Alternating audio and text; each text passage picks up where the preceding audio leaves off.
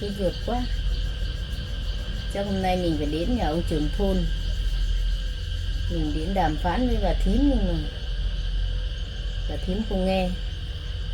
Chắc phải đến gặp trưởng thôn, sốt ruột quá. Chắc phải đi ngay bây giờ.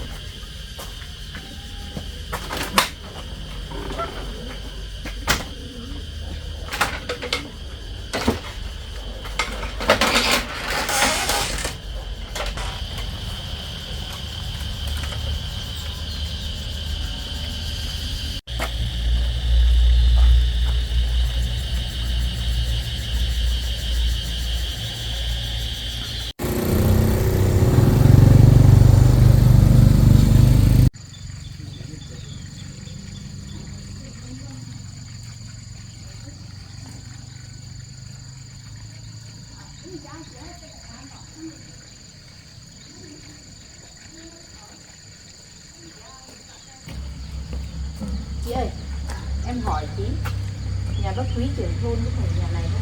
Dạ đúng ạ. Dạ. Thì em cảm ơn chị nhé. Vâng ạ.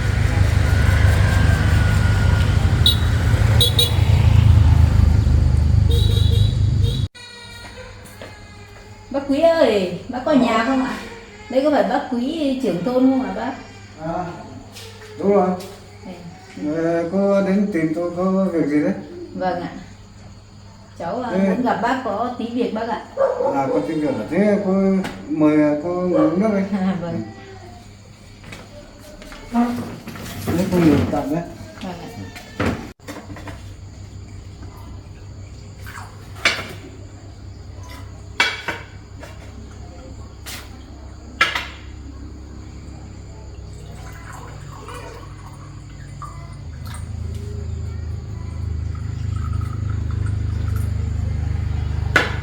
Mời cô uống nước đi. Vâng ạ. Nhưng mà có việc gì thì cô cứ nói luôn nhé. Vâng ạ. Uống nước qua đi. Uống nước đi. Thế cô từ đâu đấy nào? Đến đây có việc gì vậy? Báo cáo với bác là em là Tiểu Vi. Em ở cái thôn Tân Tiến bên kia bác ạ. Ồ thế à? Báo cáo với bác là cách đây hơn chục hôm ấy, thì em tình cờ em cũng gặp hai đứa nhỏ. Thì thằng lớn tên là Dình, thằng là bị câm đấy anh ạ. Còn thằng thứ hai tên là Thành. Vâng. Bác cũng biết hai trường hợp này không bác? À, có Dình với Thành hả? Con của ông Sinh, bố mẹ nó chết cách đây được hơn năm. Hai người này thì tôi biết rõ rồi, và nó ở với thím của nó, nên là thím nó là người giám hộ. Bố mẹ nó chết lâu thì hai thằng nó ở với thím nó này. Thế hả bác? Ừ. Em muốn đến đây để trao đổi với bác ấy, liên quan đến hai cháu nhỏ ấy. Ừ. Thì có việc gì cứ nói thẳng ra. Cách đây khoảng 15 hôm anh ạ. Thì em vô tình em đi làm, em lại gặp hai cái đứa nhỏ đi lang thang ấy. Bây giờ thì hai cháu thì đang ở một cái căn nhà nhỏ ấy, nhà của người ta bỏ ấy. Thì em mới đi gặp hàng xóm thì hỏi thằng lớn thì bị câm anh ạ. Và hỏi vợ tím thì đuổi ra ngoài, đuổi đi thì bố mẹ mất hết rồi. Nói thì chỉ hàng xóm nói thế thôi.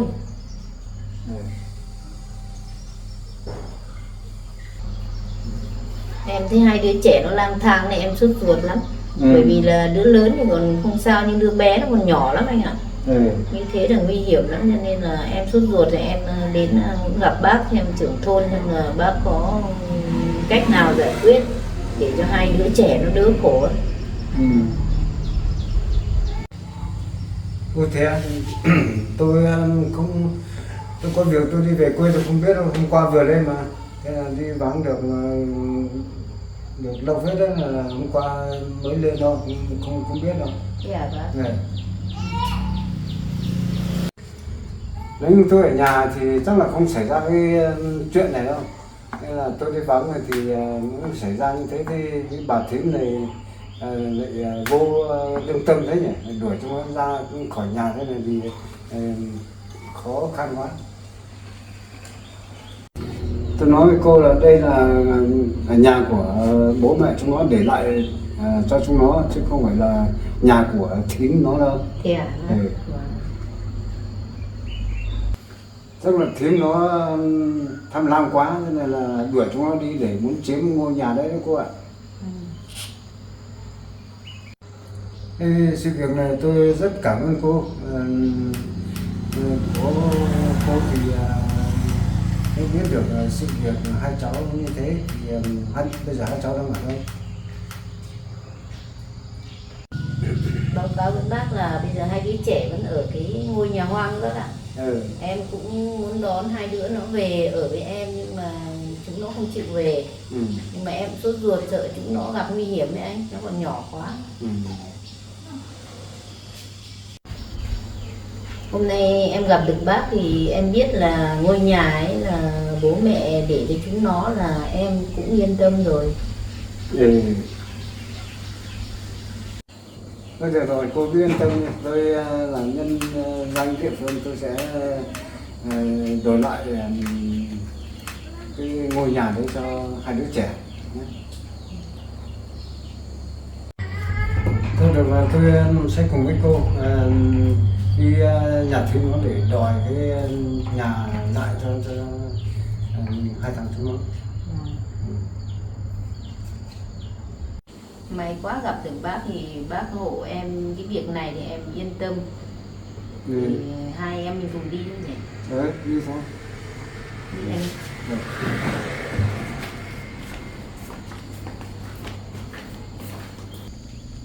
Thôi đi bộ rồi cô ạ, nhà nó ở gần ngay đây mà. Kìa. Đây.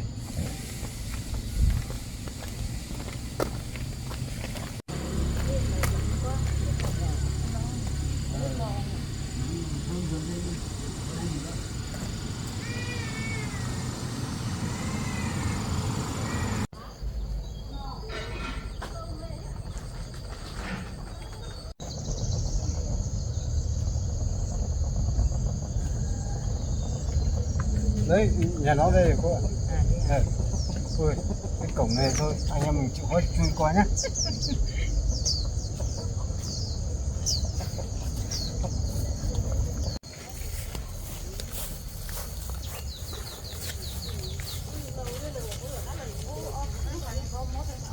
Cô Hoa ơi, cô Hoa ơi, cô ở đâu rồi?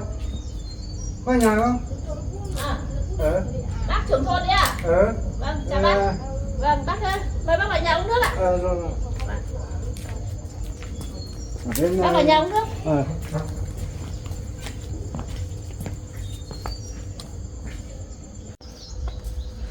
Bác ơi, bác vào nhà uống nước ạ. Bác ngồi đây. Chị ngồi đây ạ. Hôm nay bác lại dối dãi thế, đến nhà em chơi. Thế bác ngồi nhá, chờ em để em lấy nước nữa. Mời bác uống ạ.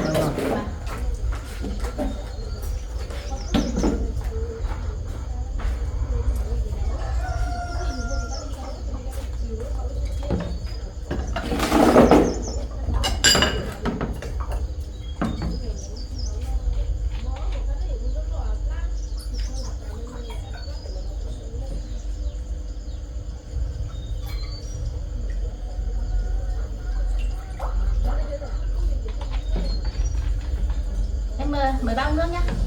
Em mời chị ạ. Bác có chịu uống nước.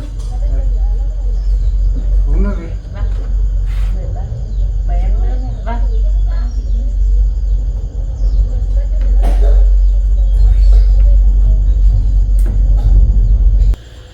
Này cô ơi, tôi muốn hỏi cô, cái con hai thằng con nhà sinh đi đâu rồi? Hai đứa cháu em hả bác? Nó vừa mới chạy đi chơi đâu ấy mà bác, nó vừa nhà xong mà, nó vừa đi chơi đâu thôi. Cô nó dối, cái thằng nó đi đâu cô không biết à? Cháu nó vừa chạy đi chơi ở đâu thôi mà. Không phải đâu, tôi nắm được tình hình này cô ạ. Sao bác lại nói thế? Tôi biết mà, tôi hỏi cô thế thôi, hai thằng nó cô bảo là đi chơi đó mà không phải đâu, là cô lừa dối tôi rồi. Hai thằng nó tôi nắm rõ tình hình rồi. Sao bác lại nói thế? Cháu em nó vừa mới ở nhà mà, nó đi chơi đâu đấy thôi. Thế nhưng mà sao bác lại nói vậy? Thế cô gọi nó về thế nào? Chắc nó chơi Nó quanh ở đây xa thôi. hay ở gần? Chắc nó chơi quanh đây thôi. Cô đã đuổi chúng nó đi rồi phải không? Cô đừng có từ chối nữa, có cô Tiểu Vi cô đã kể rõ tình hình cho tôi nghe hết rồi, tôi biết là cô đuổi đi rồi. Tôi nói cho cô biết là cái ngôi nhà này là của bố mẹ chúng nó để lại cho chúng nó, chứ cô chỉ là người giám hộ, chứ cô không có quyền được sử dụng cái nhà này đâu, được chiếm cái nhà này đâu nhé. Sao cô lại độc ác thế? Hai đứa trẻ nó có tội tình gì đâu mà cô đuổi nó đi thế? Cô có biết là hai đứa trẻ ra khỏi nhà biết nó nguy hiểm thế nào không? Nó phải đi mưu sinh lấy củi này, đi ra sông bắt cua bắt ốc này, nó trôi nước thì sao? Sao mà nỡ lòng nào mà ác thế, đuổi chúng nó đi đấy. Hôm nay tôi đại diện cho chính quyền địa phương, tôi đến để giải quyết cho cái nhà này cho hai thằng trẻ không được quyền sử dụng nhé. Tôi nói cho cô rõ là kể từ hôm nay trở đi quyền giám hộ là tôi giao cho hội phụ nữ và chính quyền trên để giám sát. Cô không được không có quyền nữa nhé.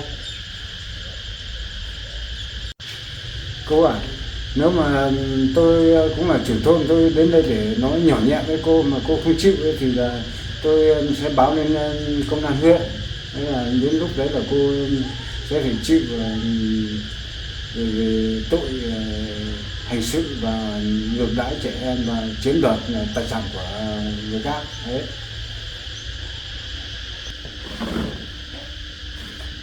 Thôi bác hãy bình tĩnh đi. Em biết em sai rồi. Em sẽ trả lại cái ngôi nhà này với toàn bộ tài sản này lại cho các cháu. Thì mong bác là đừng báo sự việc này lên cấp trên, thì em sẽ trả lại cho các cháu. Thôi được rồi, cô biết như thế là được rồi. Thế cô đi về nhà cô đi, cô cũng có nhà riêng của cô mà. Rồi cô biết điều là sao trả lại cho nó là tốt rồi nhé. Dạ vâng, vâng.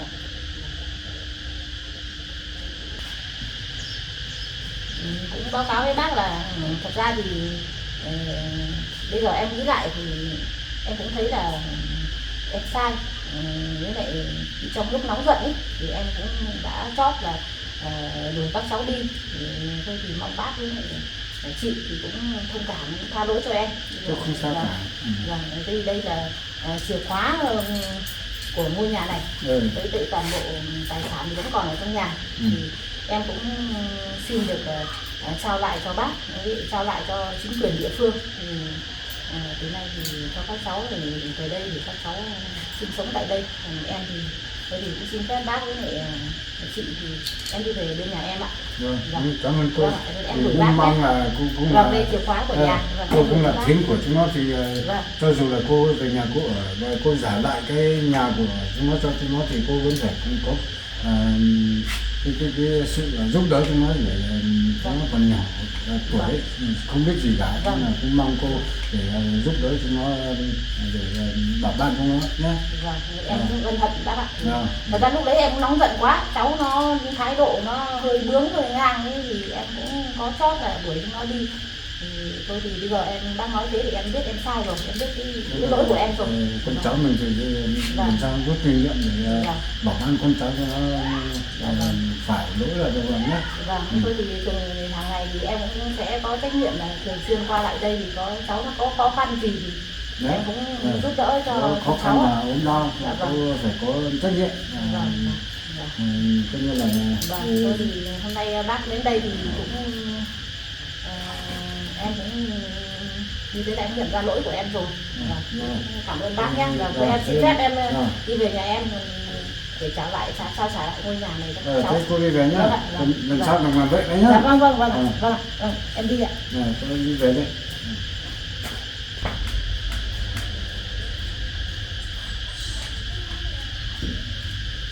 Này có anh hay không?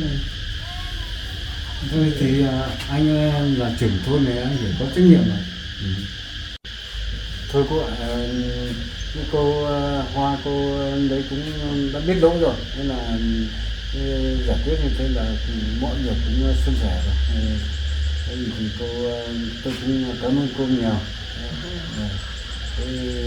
Thỉnh thoảng đến thăm các cháu nhé. Có, về nhà nhà. Em còn sang đây nhiều, xem các cháu ăn ở nào chứ anh. Đấy, Bỏ cô nó thì nó cũng còn nhỏ quá. tôi thấy Một cái cô, thằng anh thì lại cơm nít em nó cũng nhỏ quá anh ạ. Nên lại là em cũng nhờ anh ở trưởng thôn gần đây thì thi thoảng thì cũng giúp đỡ cho cái bọn trẻ đấy. tôi thấy cô cũng là một con người hảo tâm. Nên lần sau nếu mà còn thấy ai mà như vậy đó là cô cứ đến báo cho tôi biết nhé. Vâng. Vâng. Cái này thì em rất là mừng rồi anh ạ. Nên là em cũng yên tâm để đi làm. em ở nhà đi làm em cứ nghĩ đến hai cái đứa trẻ này làm nó không yên tâm anh ạ. Đúng rồi. Bây giờ đã giải quyết xong hết rồi mình yên tâm rồi anh ạ. Không phải lo nghĩ nữa. Có những nó còn nhỏ quá, mà nó các ở thế nó cũng nguy hiểm lắm anh ạ. Mà cái nhà hoang ấy thì có cái gì đâu. Như vậy là cô cũng rất là biết điều, cô thấy con người ta cũng như là con của cô, như vậy là cô cũng biết điều, như thế là tôi cũng cảm ơn cô rất nhiều. Thôi thế này cô cứ yên tâm đi, đấy là chúng tôi sẽ có trách nhiệm với hai thằng trẻ này, nên là tôi sẽ làm hồ sơ để báo cáo lên trên để hai thằng nhỏ này nó có chế độ trợ cấp để nó mới có nên là mình mới yên tâm được cô. Nếu mà cô qua đây là cô ghé lại thăm chúng nó. Chúng tôi cũng có trách nhiệm, cô cũng có trách nhiệm. Được cái là nhà nước thì có hỗ trợ này, dù là được nhiều được ít nhưng mà chúng nó cũng được hưởng, là mình cũng yên tâm anh ạ. Mình cố gắng lo cái phần đấy thì cho các cháu thì cho nó bớt khổ phần nào. Cái công việc của tôi đi rất nhiều cho nên là tôi không hay ở nhà lắm, cho nên là thỉnh thoảng thì nếu có gì khó khăn cô ghé qua cô cứ vào thăm cho nó. Thì tôi sẽ làm hồ sơ trợ cấp cho nó sau nhé. Cô yên tâm là tôi sẽ lo để cho chúng nó đi học trường nội trú để cho nó có chế độ thì mình mới yên tâm được. Cô không phải lo, cô lo được như thế là tốt rồi. Cô đến báo cho tôi như thế là tôi rất mừng rồi. Thế là bây giờ tôi sẽ lo cái phần sau, là lo cho chúng nó đi học trường nội trú cho nó dễ dàng, đỡ khó khăn. Nếu mà bác lo cho được các cháu nó vào học trường nội trú thì yên tâm quá cả. Vì là chúng nó cũng một cô cha mẹ thì không có ai dạy bảo thì tôi phải lo cho chúng nó để chúng nó có cái cơ sở. Cô này, cái lều hoang của hai thằng trẻ đang ở có gần đây không? Có cách đây khoảng hơn cây ở đấy, ở dưới ở đằng kia. Ở đằng kia nhưng mà khoảng hơn cây thôi anh ạ. Đi bộ hay đi xe? Đi bộ. Đi bộ thôi.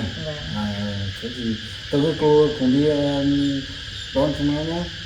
Thôi anh cứ ngồi đây chờ em để em tự đi đón nó thôi. Vất vả bác rồi, bác đã giúp rồi, bác cứ ngồi đây chờ em. Đừng dừng, đừng sợ cô.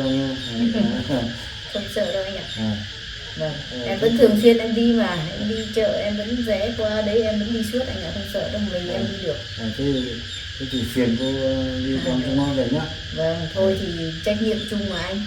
Thế thì cảm ơn cô. Thế anh cứ ngồi đây chờ em nhé. Được rồi. Em đi một lúc là em về rồi nhỉ. Đón bọn nó về.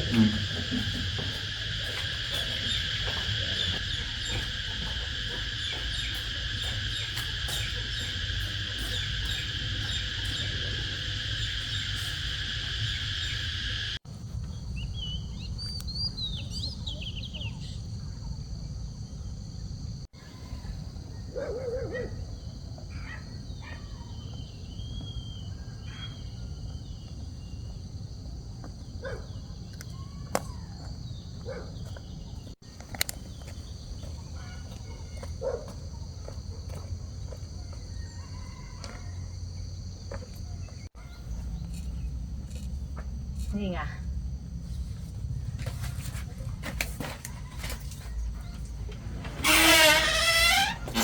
Henyo, henyo, henyo. Ai dồi. Con nấu ăn chưa? Ăn rồi. Con có cái gì đấy mà xem. Trương quá nhỉ. Ngồi im con. Dình ơi, bác đến bác báo tin cho con một tin vui đấy. Bác đã làm việc với xã rồi, gặp trưởng thôn thì đã đòi lại được nhà cho cháu rồi. Có vui không con? Vui không con nhỉ? Thì tí nữa bác đón con về nhà.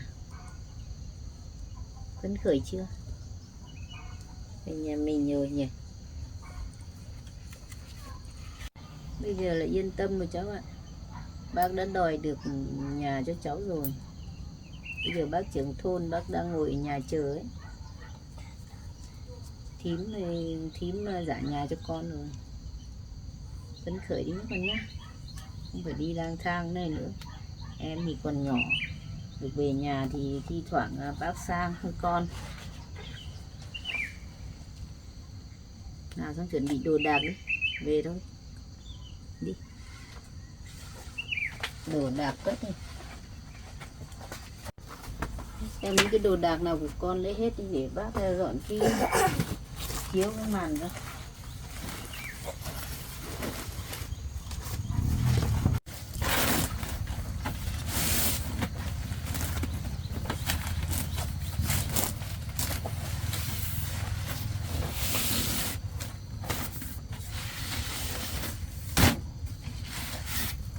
Về là phấn khởi rồi con ạ. Đi lang thang thế này thì bác làm ăn không yên tâm được. Nào về đi con. Đi đi con. Dắt em đi. Bác đóng cửa giả cho người ta. Đi qua đây.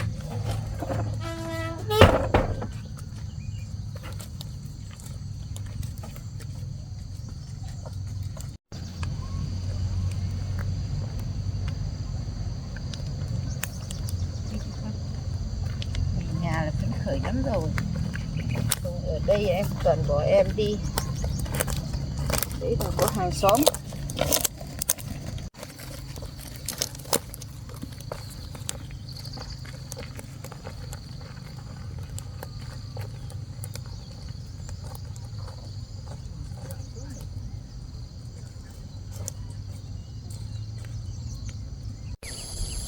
Anh nhổ cái mũ con.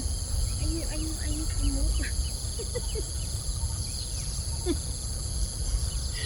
Anh sợ thế con. Ai dụ.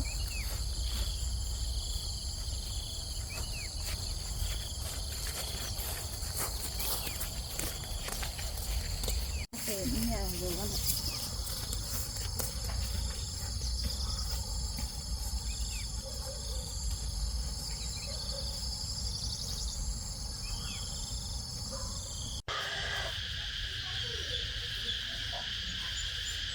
Nhà mình rồi đấy. Chào Thế là cô được về rồi. Dạ. Thế lâu quá rồi mà bác bận quá, bác không gặp được hai cháu lớn thế này rồi á. Thì tôi ở đến nay không đi ở nhà hoang nữa rồi, có nhà ở rồi nhá. Ở đây chuyển châu rồi. Nó lại bé quá, nó chưa nói được anh ạ. Bé quá. Thì nó lại không nói được. Bỏ ra con, bỏ cái đồ lên. Bác bảo, đây này, bác đi, bác trưởng thôn này con này. Bác đã đòi nhà cho con được rồi đấy. Từ giờ thì con không phải khổ nữa rồi. Rồi, thế từ nay là có nhà ở rồi, không phải đi ở nhà hoang, không phải đi lang thang nữa nhá. Thế mai kia bác sẽ xin cho hai cháu đi học ở trên trường nội trú, có cơm ăn, có áo mặc này, nên là chịu khó học nhá. Đấy là có nhà ở rồi, không phải đi nữa nhá. Rồi. Đấy, đi vào nhà ở đi, vào nhà trong nhà đi. Dính ơi, ra đây bác đưa cho chìa khóa cho nhé. Thế là có chìa khóa rồi, không đi lang thang nữa. Bà thím bà ấy, bác nói chuyện với xong rồi, từ nay không được mà đi lang thang rồi. Mình có nhà ở nên là mình cứ ở nhà đấy nhé. Đấy, mở cửa vào nhà đi.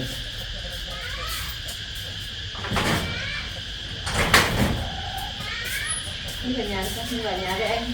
Nhà với anh nhé, mát. Đi vào nhà đi. Tôi thế này cô ạ. Tôi có công việc tôi phải về, nên là cô vừa mới dẫn hai cháu về thì cô ở lại với hai cháu cho nó vui một tí. Xong rồi tôi về trước một tí nhá. Thế thì em cảm ơn bác. Rồi, thế cũng được sự giúp đỡ của cô dẫn hai cháu về đến tận nhà rồi. Thế là cũng cảm ơn cô nhiều. Vâng, em cảm ơn bác nhé. Thế tôi về nhá. Vâng. Thì tôi đi đâu cô? Vâng. Anh về nhé. Tôi về nhá.